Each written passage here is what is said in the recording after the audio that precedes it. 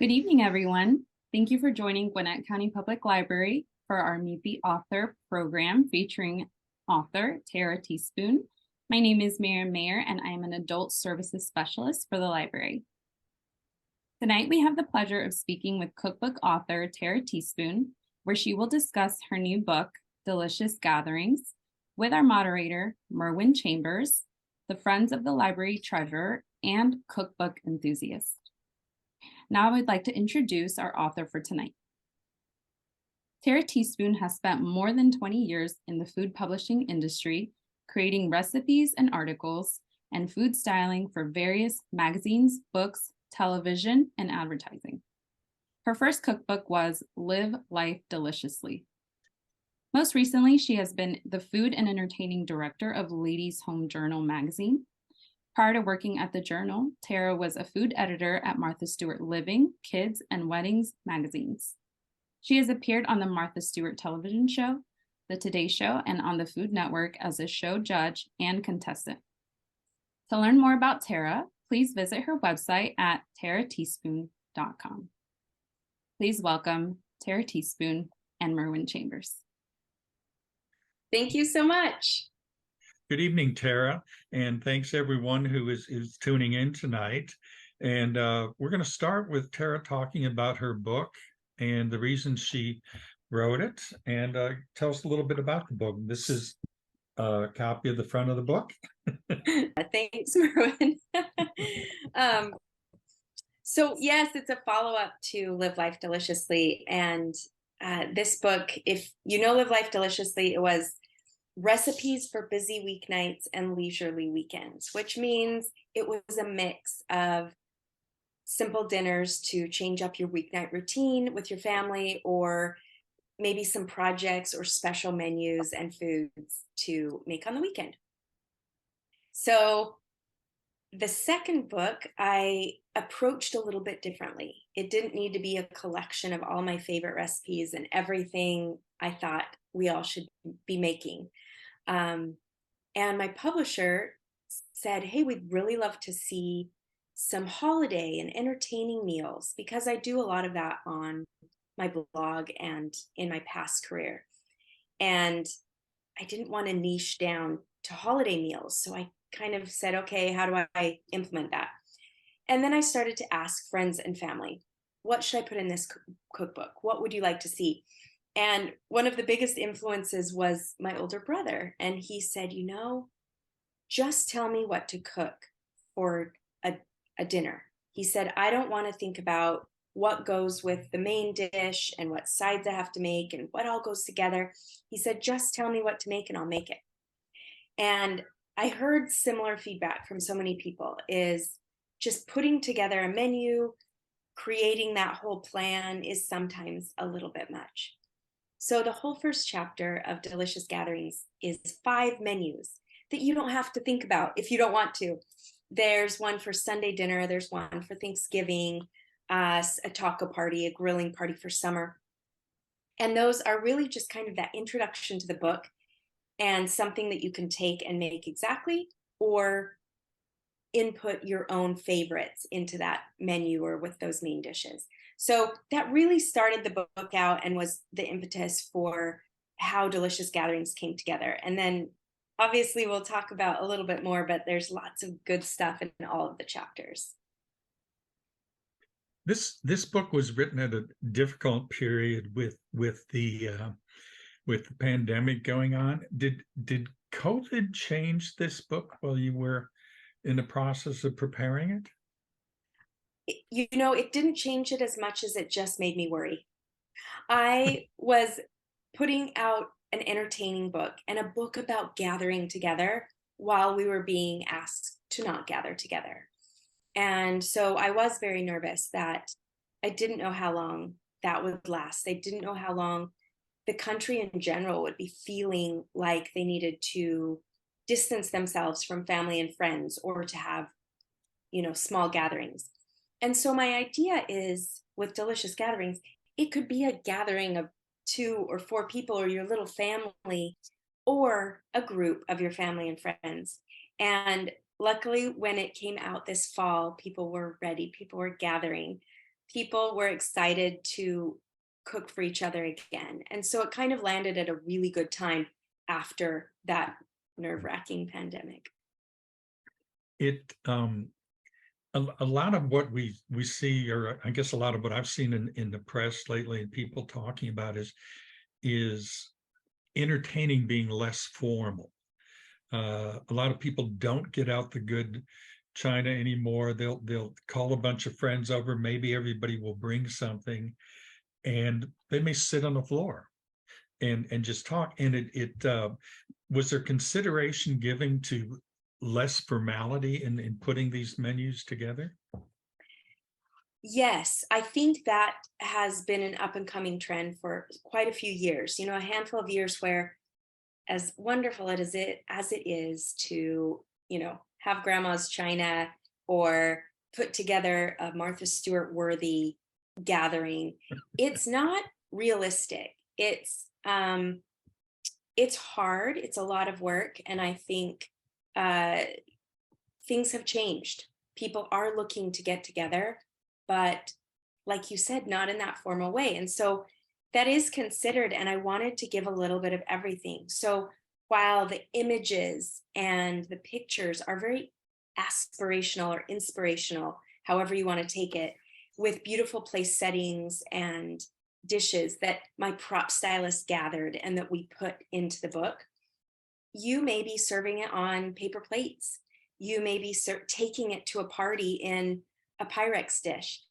So none of that is off limits. And I actually do give tips throughout the book on how to make this ahead, or how to take it to a party, or if you're serving more or less people, because I want that casual feel in your cooking as well. So I'm hoping people entertain or gather however they're comfortable. These are just delicious recipes that you can make that are accessible and will make people deliciously happy.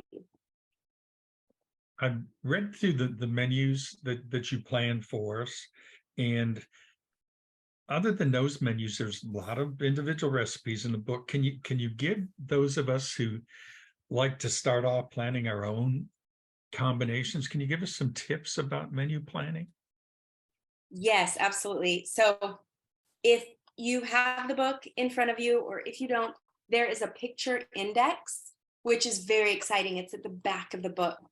And if you see me looking down, I'm referencing this picture index because it's so fun. You can see the whole book in just a couple of pages. So that's what I'm looking at. But as far as tips for menu planning, I would suggest doing similar to what I did in that first chapter. I picked a main dish. I picked some flavor profiles that I loved and that were exciting. And then I went from there. So for example, with the Sunday supper, I love a pot roast on Sunday. I grew up with mom's pot roast on Sunday, but I chose to modernize it a little bit. How do we eat pot roast Sunday dinner now? We have so many fun new flavors and ingredients at the grocery store. We have new trends in flavors and ingredients. So how does that Sunday dinner look different? And that's how I started to put it together. I had that main dish, the roast, and then I put in my take on creamed spinach. And instead of doing mashed potatoes and gravy, I did a fun sheet pan potato side dish. So you can get it in the oven. You don't have to fuss about mashing the potatoes and getting them either sticky or gluey or, worrying about that. And then for a bright note to the dinner, I did a Waldorf salad with apples and celery and grapes and a light buttermilk dressing. And it just sets off the richness of that meal so well. And a homemade bread. If you want to make a homemade bread, I have a quick dill bread that's so delicious. But you could also buy store-bought rolls or bread to serve with it. And then a vegetable side, I did some green beans. Those are so easy now because I feel like vegetables, you can buy them cleaned and prepped and trimmed in bags at the grocery store. So that side dish doesn't have to be hard anymore. So because it's so easy, I added, let's make a little dressing, made a little shallot dressing to go on it. So things like that, that's how I planned it. But if you're doing the same at home, hey, are you having tacos or are you having grilled chicken? Start there how are you seasoning it, and then add those side dishes on. You mentioned several of the recipes I've already tried from the book. The roast beef turned out fabulous, the pot roast. Oh, good. Oh, I'm so glad. And the sheet pan potatoes, mine didn't look quite as good as yours. I'm going to have to work on that a little bit. I've already been told that the green beans with the shallot and I believe it's a sherry vinaigrette. Sherry vinegar. That has already been requisitioned for Christmas dinner this year. I think I've made it 3 times since I got your book, and it is. I highly recommend that recipe to anybody. It's a great recipe, and I'm one of those who would almost prefer my vegetables on the raw side than cooked. I really don't like the typical Southern style green beans where you cook them for 3 days, but it's a very good recipe. You did mention there are some new flavor profiles introduced in this book, harissa, some spices that a lot of us may not be familiar with, like cumin and coriander, and I know I'm going to butcher this, but za'atar spice. Za'atar. Za'atar. Are there other spices and flavor profiles that you'd like to see home cooks experiment with more and introduce into their repertoire? I think you've named them. My recipes have familiar ingredients, and sometimes they're just in unique combinations. Like I use a lot of fresh herbs because I think if you can get them, they brighten a dish and they add so much flavor. So I've used dill a few times in the cookbook, and I find that just that little burst of flavor makes you feel like a gourmet chef. But herb mixes, even parsley that's so easy to get, just adds that fresh bite.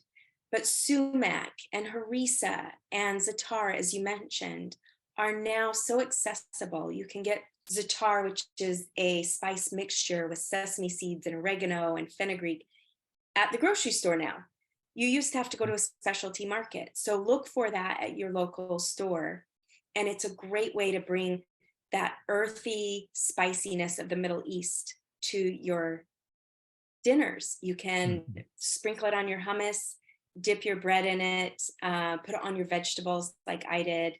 And then harissa is something I use a lot in my home cooking. And so I smattered it throughout the book. And it's a chili paste, so it can have some heat to it. But I often add sweetness to it. So on my crispy and spicy harissa potatoes, I've mixed that chili paste with some honey and tossed the potatoes in it and roasted it. And it gives it this sweet, spicy crust on your roasted potatoes. And that's all you need. It just elevates your roasted potatoes by millions of points by just using that one new ingredient. But flavor-wise, I think just take a look at the way I put different flavors together and try it. And you'll have them in your pantry most likely, but just new combinations are kind of fun to try. Sounds interesting. One of the spices or herbs that's mentioned in your book and a couple of recipes is cilantro. And I know that there seems to be a love-hate relationship between cilantro and a lot of people. Is there a substitute or something that gives you that similar herbal earthiness, but maybe not the soapiness that some people experience? Well, good question, because the dislike for cilantro is literally physical. We don't have a lot of control over that. It's not like, oh, I don't like that, or other dislikes. Some people really do have a soapy taste in their mouth with cilantro. So I get that. And I usually suggest they just leave it out. You could certainly swap it for parsley, but parsley is heartier and the flavor is very different and a little bit more pronounced than cilantro. And so honestly, just leaving it out is your best bet for especially Mexican dishes and things like that. If you want up that fresh herbiness with some really finely chopped scallions, or just a touch of parsley. But really, cilantro is a taste on its own, and that's why it's used in specific recipes, but it's very leave outable. It's one of those that my wife and I frequently have discussions about. I Yeah. love this stuff. Yes, yes. But Yeah. it's if I'm not mistaken, you grew up in Utah Yes, I did. I grew up and out west. Mhm. and you're living in excuse me, you're living in New York now. What are you eating now or experimenting with that's totally unlike what you grew up with? Yes, all of it. um, I grew up with great food. My mother was a great cook. My dad even got into the kitchen. My grandmothers were both great cooks.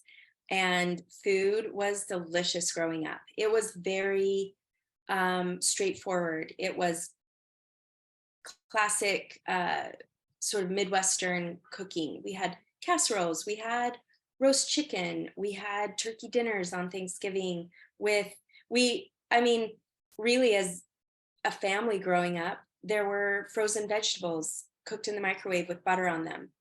Mhm. Delicious, but that was very simple.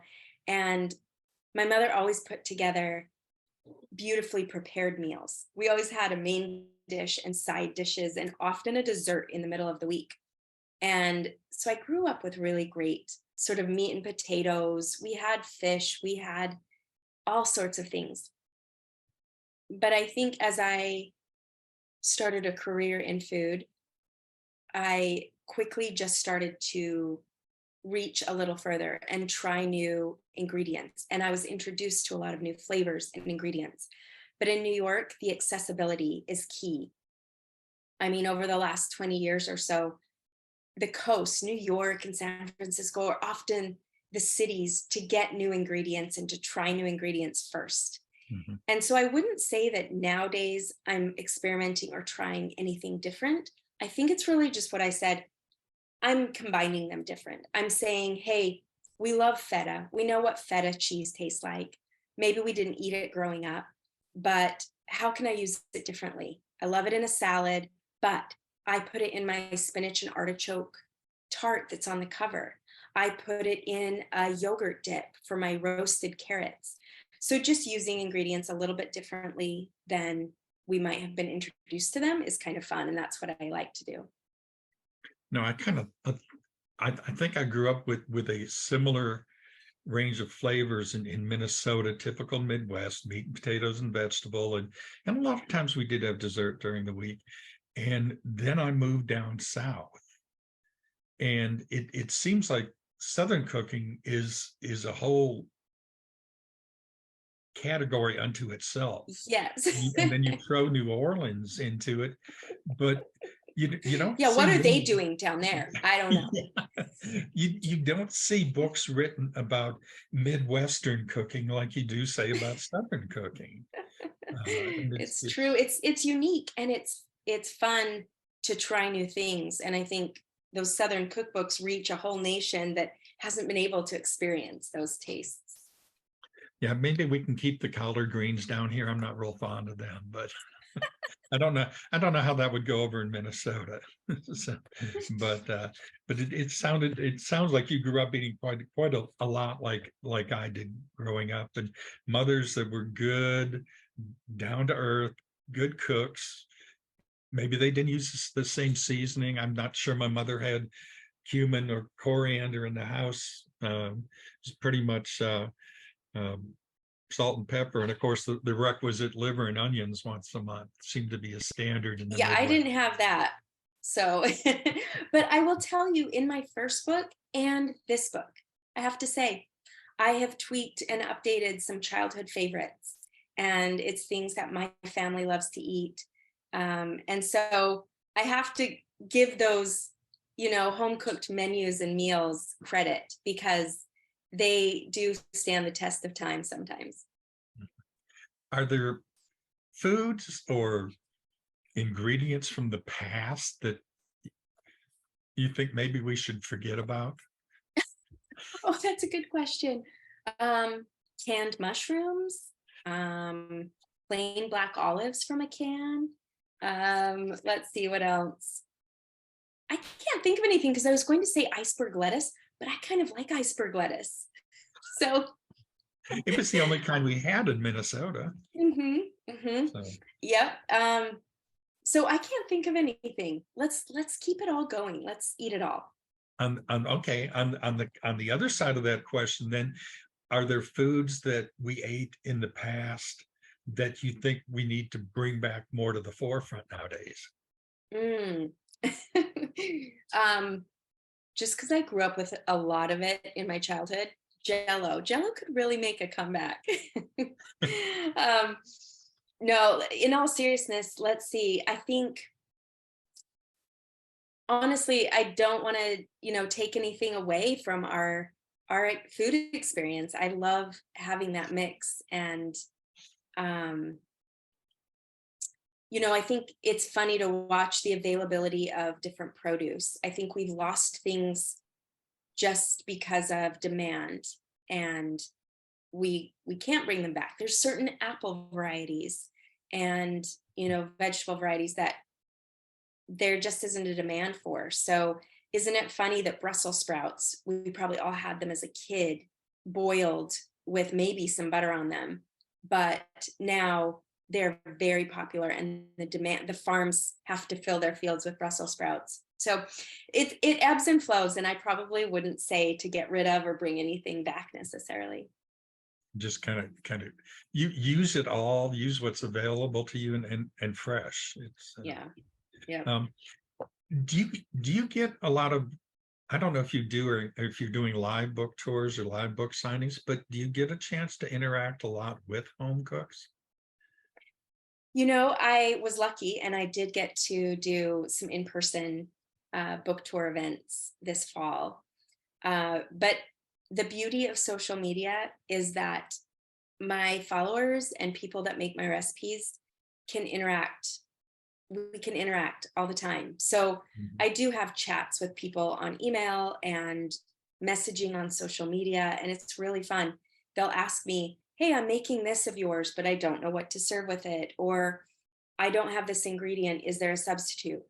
And I can talk them through that home cooking experience because of the beauty of connectivity. But yes, I think my job, my passion is to always talk to people about what they're cooking, what their challenges are at home, what their kitchens are like. I visit friends, I visit families that don't have the kitchen I have at home. So I can see how they're cooking. I can see what their challenges might be and how they have that one oven, and you've got to put together a whole Thanksgiving dinner with one oven. How do you do it? Things like that. But honestly, I think living in New York has its pluses and minuses. I live in 800 square feet and my kitchen is very small. So I can relate to home cooks that may not have a gourmet kitchen setup. Mhm. And so when I develop recipes, I think about all of that. I think, okay, maybe somebody has a gorgeous outdoor kitchen and with a grill and a pizza oven, and they could make this grilling party with ease. But if you Mhm. don't, if you have a little grill outside and maybe your oven inside, can you do that? And so I think about that when I develop recipes. Is there a common mistake home cooks make? Is if you could give us a tip about one thing we're doing that we probably should change? A couple of things. That's a great question. And, you know, eh, not to disparage anyone, but I did write a little bit about that in the beginning of this book. In my first book, I invited everyone to learn about mise en place, which is just prepping your recipe ahead before you start cooking, getting all the ingredients out, maybe chopping all of the vegetables before you start cooking so that you don't get waylaid in the middle of a recipe or while something's cooking in the skillet. You have it all ready. And in this second book, I encouraged people to read through your recipe before you start cooking. So sometimes people will read the title, they'll read the ingredients, they'll go to the store, get the ingredients, and then start cooking. If a recipe is new to you, read it, picture the motions and how you're going to cook that in your mind's eye. And that was my biggest suggestion in this book, because I see that a lot as possible failure issues in cooking, in home cooks. So yeah, I would say read the recipe if it's not something you make in your sleep, right? If it's not a recipe you've made your whole life, read it, think about it, and then you will be so successful. I think that's one of the greatest lessons I learned was mise en place. There used to be a wonderful little cookware shop here in Atlanta, and long since gone, but 4 nights a week, the owner of the store would bring a chef in on his or her night off and give demo classes. And that was one of the things that was always stressed. Prepare all of your ingredients so you don't have to stop in the middle to chop a potato or an onion while something else is burning. So, Yes. but I think it's And a what very does that good, mean, right? It means wash your herbs and spin them in the salad spinner and have them ready on the sides. You know, it's just like, oh, I pulled my parsley out. Well, wash it and pull the stems off of it and then start cooking. one of the tools, I know when I talked to you about your first cookbook, you said one of the things you thought that all home cooks should have is a food processor, and we should use it more. That you know, if you're going to spend the money on it, buy a good one and use it. One of the things that's mentioned in several of your recipes in the new book is an Instapot. And I know I've talked, I don't have one yet. I've talked to people who have them and love them. I've talked to people who are afraid. Yeah. Because they remember the stories, anecdotal or not, of their grandmothers blowing up an old style pressure cooker. What advice do you have for those of us who have heard about the green beans on the ceiling? Right? I think first of all is there's no need to fear, because it has been many, many years in development to create this appliance, and it's very safe. It's made for safety. It's made to replace that old scary appliance or pot. And so I'd invite everybody to alleviate that fear around it. Now, if it's just, hey, I don't need another appliance, or I don't want to learn how to use it, that's another thing. But with an Instant Pot, I have to say, as a professional cook, I resisted for a while. I didn't get one either when it was so popular. And then I realized, you know, I need to learn how to use it. I need to start to implement it to stay up to speed. And I love it. It is just another help to take hands off of things in the kitchen. And so if you've got the space, you can invest in that, and it cooks rice. You don't have to worry about it burning or turning it off after 20 minutes, or keeping the lid on or keeping the lid off. It braises your pot roasts and your carnitas hands off, and you don't have to immediately tend to it. So it is just one of those things that is fun. And I used it a few times in the book. I did not want to make it imperative, because yes, there's other ways to cook rice and there's other ways to braise your meat, but it's really fun to incorporate it if you're entertaining and gathering, because it's one more thing that you can take your hands off of. We do have a question here. Let me see if I can pull it up.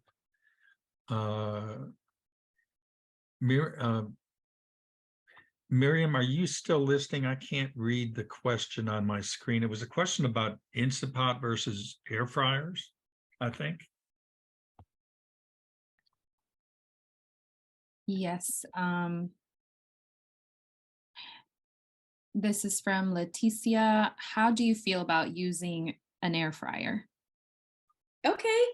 And that's another fun new appliance. And to be completely honest, it's the technology, if you don't know, is simply convection. So a lot of ovens at home have a convection setting, and that just means the air circulates. And so what they've done is they've condensed that into a small appliance and created a small appliance that circulates hot air. So after that little lesson on what it is, I actually love my air fryer. Again, I resisted for a long time because I live in a small kitchen and I didn't want one more appliance, but I was too tempted. And so I tried it and I love it. I have one with the drawer, and there are some good and bad things. So it roasts my vegetables to perfection. It heats up my leftovers like nothing else, but it's small. And so I don't recommend it. I don't like creating recipes for larger families or groups with an air fryer because it's just small portions. It's hard to do a lot. But if I'm cooking for one or two or three or four, it's great. There are different styles of air fryers. There's the mini oven style of air fryers. And while they do more, it still can't do enough for like a holiday meal or a large gathering. So I just kind of stayed away from it in this cookbook. Let's talk. That was a good answer. I have not spun for either one yet. I'm thinking about the Instapot. I'd say Instapot before air fryer. Okay. And then start with like stuff that you love. Start with your rice, start with your braised meats, your short ribs, your, things like that, and you'll be happy. Let's talk about a recipe I heard you mention on your website, and that's the apple pudding cake with butter sauce. Yeah. What are the origins of that? Well, in my family, it came from my great aunt to my Aunt Kathy, and then to my mom, who started to make it in the fall, but often around the holidays. And it's just kind of a special dessert because it has a sauce that you drizzle on it. So it's not just your straight frosted cake. It's reminiscent of like a steamed pudding texture. It's very dense and moist, but not too heavy and thick. So it's kind of this lovely cake with a lot of apple going on in it. And then the butter sauce is sugar and butter and a little bit of spice. And it's just dreamy drizzled over this cake. And the cake sort of soaks it in. And each bite is like caramelized and delicious. But that's where it came from. It's just passed down through the family. And then my immediate family made it sort of a tradition and a favorite. I've got it marked in the book to try next. And I was wondering about maybe even adding a little bit of rum to that butter sauce. Yes. I'm not a big drinker. I don't drink, but rum is key. You could really get into that. And the other one that has really intrigued me is the secret chocolate cake recipe. Secret chocolate cake. That's another one. So I'm turning to that page right now. And if people don't have the book, it's a fun story to read.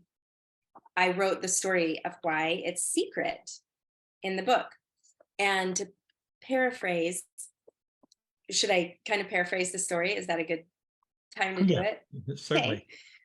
So our neighbor growing up, Jolene, her parents had owned a restaurant and they had a great chocolate cake. And when they closed the restaurant, their family continued to make that cake. And it was just this delicious chocolate cake with perfect chocolate frosting. And she would often bring it over and give it to my mom and our family. And my mom said, "Hey, could I get that recipe? I'd love to make it for my family." Well, for years, Jolene was like, "No, I don't give it away. I don't give it away." Finally, my mom broke her down and Jolene gave her the recipe. Well, she got the recipe and it didn't have the frosting. It was just the cake. So my mom said, "Jolene, I got the cake, but not the frosting recipe." And Jolene said, "Well, the frosting's what makes it. I'm not giving you that." So it was just over the span of many years, my mom trying to get this and finally got the frosting as well. But under duress, Jolene said, you cannot share this with anyone. You can't give this to anyone. And so both Jolene and her mother have passed on, and it's a family favorite. And so even though it's very secret, I have taken the liberty to share it. When I make it, I'm not sure that I will actually get it on the cake before my wife eats it all. It looks like a luscious chocolate frosting. And it is, and I'll tell you the secret while we're on here. A little tiny dab of Crisco. This is where some Southern technique comes in. A little Crisco in that frosting makes it so satiny smooth. So I left that in. It's awesome. It is. I know when I make my American buttercream, I use Crisco. It was invented to be eaten, and I think it makes it this very smooth, and it's not gonna go bad as quickly as a buttercream made with real butter. Or at least in my experience. So what do you see on as coming food trends? Where do you think we're headed? I keep tabs on trends every year. I'll go to the industry food show and I keep tabs on that because I work with different brands and clients creating content for them as part of my business. And so I do have to stay up on that. And honestly, it changes slightly every year, but the last handful of years, and including this year, the trends are very international. So I kind of dabbled in that myself with my cookbooks, but flavors, I mean, you've seen over the years, Korean tacos and mishmashes of different countries and flavors and takes on things. That's not stopping. I think we're going to be seeing a lot of Vietnamese flavors and African flavors and dishes become part of menus at restaurants and maybe recipes in magazines that you'll see. So it's very international. We've embraced Italian and Mexican and Mediterranean. And I think the trends are pushing more towards that, just keeping, introducing more countries, more flavors, more ethnic interest into our foods. And one of the things you frequently see, and I haven't decided if I'm a fan or not yet, is kimchi, which I believe is fermented. Do you see more and more vegetables and ingredients being fermented like that in the future? Yes, and here's the thing. Here's the basis for that is not only do a lot of people love kimchi, it's a fermented cabbage and chili mixture, and it's used as a condiment. Some people eat it as a simple salad with their meal, but it's Korean based, and I don't care for it either. But I appreciate what it is and the flavor profile. And what you're getting with the fermentation is umami, which is that fifth taste. Yeah. So anything that we can use that adds umami to our dishes blows it out of the water. It's just this savory taste that you can't get from other things. So things like soy sauce. Soy sauce is fermented. It gives us umami in our dishes. It's that rich, salty flavor, but also savory at the same time. Worcestershire sauce. That is an umami flavor. And so that fermentation, absolutely. People love kombucha. People love miso. Miso paste is a fermented soybean paste. And there's varied flavors of it, but just a little dollop of miso in a soup or in a salad dressing adds so much flavor. So if you can maybe develop a taste for it or try different fermented or umami flavors in your cooking, you are going to love it. Yeah, I'm not sure I'll ever get quite as used to it as I do with sauerkraut on a hot dog. There you go. Right. That's another one. And you have just acquired a taste for it. Yeah, it's well, I can remember my grandmothers making their own sauerkraut. I guess it's one of those Midwestern things. Yep. The other thing that I found interesting, and it seems only in the last couple of years, is the number of recipes where people are putting pomegranate arrow, I guess it's arrow, in to give it a little sparkle. Mhm. You see that continuing and expanding? Definitely. I think that is one of those things we talked about earlier, where the demand is allowing our farmers to grow more and supply more of that fruit. And right now, you'll find that pomegranates are seasonal. So often, if there's enough demand for something, we will start to see it all year round. Pomegranates are still pretty much that fall winter situation, but obviously we get some from the southern hemisphere on off seasons. Mhm. But take, for example, Brussels sprouts. I'm going off on a tangent, but they used to only be in the fall and then the demand started getting so high, you can get them all year round now.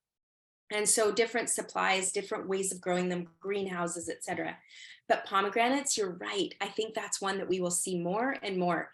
And the pomegranate industry and farmers, they basically call it the winter berry. So while we can get strawberries and blackberries and raspberries all year, we know that locally they're only grown in the summer Mhm. in the United States. And so we can get them all year, but pomegranates are that berry flavor, that juicy crunch burst in our food, but during the winter. And so I don't think that's going away. And I think they're so fun because you can use them on sweet things, breakfast, lunch, dinner, savory side dishes, and main dishes. I think it's so fun. And it's a beautiful pop of color. When we is there a chance that it's going to be a long way of asking this, but it seems like some of the things that we used to enjoy the most, uh, say going out to the garden and pulling a tomato off the vine and just biting into it, and you get that tomato flavor and the juice, and the taste is just phenomenal. Now that we've got tomatoes all year long, sometimes they're tasteless, and it Mhm. you know, are we going to go too far with the pomegranate? We're going to wind up with pomegranates that are kind of tasteless, like what we've done to red Yeah. delicious apples. Yeah. I think there's always that risk. I think you're right, is when it's starts to be mass produced or produced out of season or brought in from so far away that they have to pick it unripe. I think that's where what we run into with produce is that if they're bringing it from the southern hemisphere, they're picking it slightly unripe so that it can take that time to travel. And so always we're going to get the best tasting produce and food locally. That's why it's so nice to live in a place with a farmer's market, right? Because Mhm. during that season, you get the best of the best. But it's also why, a lot of the American mail order produce companies are growing. In the summer, there's that window to get Georgia peaches. Now they can ship them to you overnight, or Harry and David's with their holiday pears. Those pears are only good right then. And so you won't find them all year long. So there are still some things that are held precious. But yes, I think you lose that as you start buying out of season. And so honestly, I love educating people about seasonality and what's in season when. So yeah, if you're going to think, oh, I'm going to make my uh, skirt steak with strawberry chimichurri and rice in January, it's not going to be as good as if you make it in the summer, but I'm not going to stop you. I will say though, there's a couple of desserts in my dessert chapter that I use fresh fruit with. And fruit is a nice one because you can often get frozen fruit that is so delicious. So my strawberry and cream souffle dessert and my peach pie, I give you options for using frozen berries or frozen peaches and getting that same fresh result. So I will say there are some options there with frozen fruit, but frozen fruit doesn't work for everything. Everything. Well, we can't talk about pomegranates without my asking you tips on peeling them and getting the seeds out. If any of you have been on social media the last few months, you have seen a million how to peel pomegranate videos. It is wild this year. Everyone is doing it. And you see all different kinds. So I think you've probably seen you open it and then bang it with the back of a spoon into a bowl and all the arrows fall out. Or you open it and peel it all underwater so the arrows fall and the white pith floats and you can clean it up. I am a traditionalist. I just plan for that 15 minutes of hand peeling it, no soaking my fingers in water and splashing around, no banging. I just sit there and peel it.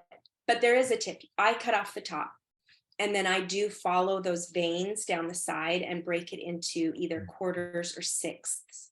And so you get wedges and those are much easier to work with. So that is what I do. And it's such a nice thing to use at Christmas. It's got that pop of bread. It's got that juiciness. And it's just, I know a lot of people are kind of afraid of it. Because it's a little bit of work, but I'm kind of like you. I'm a traditionalist. It's a lot of satisfaction in picking those little jewel nuggets out of that. I know. It makes eating it that much more worth it, right? Yes, it does. Yes, it does. And I am looking forward to trying the strawberry cream souffle. That looks really good. My wife will have to tell me how it tastes because I'm allergic to strawberries. Well, your wife commented in the chat over here. I saw that. She's complimenting the beans and the potatoes. So I love it. Thank you, Corliss. I'm one of those people who I make the mistake of inviting 4 or 5 people over for dinner, and then I'll decide that's the time to try a recipe I've never made before. Oh, right. Which I think is my biggest mistake as a home cook, is I should really practice before I do that. But what's next for you? Do we see another book coming out? So I think I'm going to take a break from books for a while. I put 2 cookbooks out in a matter of 4 years, and it was a lot of work. And so honestly, you'll see me touting these 2 books, I think, for quite a while, because there really are so many recipes and it takes time to get through them. And they're so good. I put my heart and soul into these books and some dishes that I think will become family favorites for people. So you'll see me touting these books for a while, but also I still run my blog, tarateaspoon.com, and put new recipes up all the time and update old recipes. And that is a very active place for me. That's kind of where I live and create and share, is the blog and the website. And then you may see me pop up in magazines and things. I often write articles and create recipes for other publications. So I'm out there. You're out there, and I do encourage people to visit your website. It's interesting. It's enlightening. It's where I first saw the talk about the apple apple pudding cake with the butter sauce. And that reminds me, many of the recipes in this latest book say that feel free to double them or increase them to feed the amount of people you're having. Do you have any cautions about changing the size of a recipe? Do you have anything you have to be careful of? Do you still double the spices, or is it just a matter of tasting it as you go along? Yes, I will say I put a lot of care into my recipes as far as making sure they're successful for the home cook. And all of my recipes in my books are tested by somebody else to make sure they can make them and have them turn out. And with doubling, I don't know why. It's almost like they're little wives' tales or something about, like, if you're doubling a recipe, don't double this, or, make these adjustments. Really, a good recipe should be doubleable or halfable without any changes. The changes that you might find is the cooking time and cooking or baking time. So it's just, for me, it's common sense, but I think it's a great question to ask is if you have a bigger skillet with a lot more food in it, it's going to take longer to tenderize or caramelize or cook that food through. Um, so, and same with halving a recipe. If you half a recipe and you put it in that same skillet, it's going to cook faster. That heat is going to radiate faster and cook all that, the less ingredients faster. So I would just watch timing. I would, obviously with cakes and things like that, you have to get bigger pans or multiple pans. But where you can, and not everyone has double two skillets and two saucepans and everything. But if you are cooking for a crowd, it's often wise to have two single batches going at once because of pan size. So just little things like that. But ingredient wise, it should be straightforward. And I tried to write the recipes so that there were no weird fractions, so that you didn't have to double like a third or a third of a cup and 2 tablespoons. Like, no, it should be pretty straightforward. Well, and I like the suggestion of weighing your flour. It's amazing how much, if you've got flour that's been there for a couple of weeks, it is amazing how much moisture it will pick up, how much it will change in weight. And then other times of the year it's dried out. So yeah, and this is another thing that you mentioned, the home cook, and how connected I am with a home cook. I know a lot of people store their flour in the bag that they get it in. They don't transfer it to a, a storage container. I do, just because I find it easier to work with. But a lot of people have it in the bag, and so it just continues to condense in there. And then you go in to scoop it and you wipe it off with your hand. And as you're doing that, you're pressing more into the cup, and you get several tablespoons, if not a quarter cup more flour than if you were to have a loose, fluffy situation. So yes, that is one of my tips for success. While it's not completely necessary, if you want that recipe to succeed, I encourage weighing. Tara, is there anything else you'd like to say about your book or about the previous book? Let's see. I mean, the previous book, I still go back to it for favorites. There's my Swedish meatballs and my pozole verde soup and things like that. So it is still just one that I will always reference, one that my family will always reference. Yep, it's that blue one, Live Life Deliciously. Are you looking up a recipe? Well, I'm going to make sure. I believe the Swedish meatball recipe also includes a sauce with cranberries in it. Yes. So traditionally, obviously, the Swedes would use lingonberry, but cranberries are most successful. So I changed it to cranberry. I'm one of those people that thinks cranberries cranberries are very underappreciated. Well, and where you come from, that's yes. You've had a lot. But yeah, so I think that book still resonates, and I still use it. My family still uses it. But Delicious Gatherings, while we talked a lot about entertaining and some really special dishes, there are a couple of chapters of amazing side dishes, and then main dishes for weeknight meals, fun burgers, pastas that, even my nephew requests, soups, things like that, and some simple homemade breads. My French bread in Delicious Gatherings is very hands-off. You put it in the mixer. Every 10 minutes, you go over and turn the mixer on so that it kneads it a little bit, and then you form it and bake it. And so it's just a fun starter bread recipe if you need a simple one. So there's some treasures in this book. And like I said, I'll be touting them for a while because they're fun, and I encourage people to add them to their repertoire. But I'm just so grateful that you let me talk about it, and that you would talk food with me. I love talking food with people. So thank you.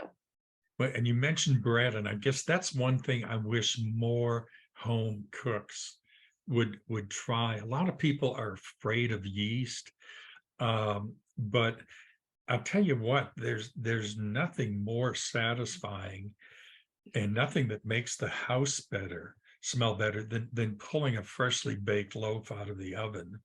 And you can go all the way back to the videos of Julia Child just picking it up and slapping it on the counter, treating it rough. Yours is a little bit simpler and a little bit, I think, more straightforward. But Well, I have to say, I'm not a sourdough cook either. So nobody needs to worry about sourdough starters and keeping them alive and hydration and how much of this or that. The bread recipes in this book are really straightforward, and they are, like I said, kind of starter bread recipes, and they're no fail. So I love that too. Like the winter blues coming up. Let's make some bread. You will be so happy in the middle of winter. Soup and French bread. Well, it's been delightful to talk with you again. I'm really enjoying the second book as much as I enjoyed the first book. Thanks. The recipes work, which is a question I've had with a few cookbooks, where you make a recipe and it doesn't seem like it's quite what it looks. It doesn't look like what it was supposed to. But the recipes of yours that I've tried are they're spot on. And I think I think you paid a lot of attention to what home cooks were going to be able to manage in their smaller spaces. There may be less well-equipped kitchens, but it's been a pleasure to talk with you, and wish you all the best in the future. And I hope that down the line we do see some more books. Thank you. Thanks. We'll see. I'm a little. Never I need a say break. never. Right. Thank you so much. Thank you. Well, thank you, Tara. Thank you, Merwin, for this delicious talk. Definitely have some inspiration for cooking in the kitchen and trying out new recipes. Tara, we really appreciate you for your time and sharing all things about food. Everyone, if you haven't picked up her book, please make sure you do. It would make an awesome Christmas gift. So please check it out of the library. Check it out at your local branch. Exactly. It's so pretty though. I wouldn't want to give it back. I know. Well, thanks. Again, thank you, Tara. Thank you, Merwin, for this. Thank you, Miriam. Have a great evening, everyone. Yeah.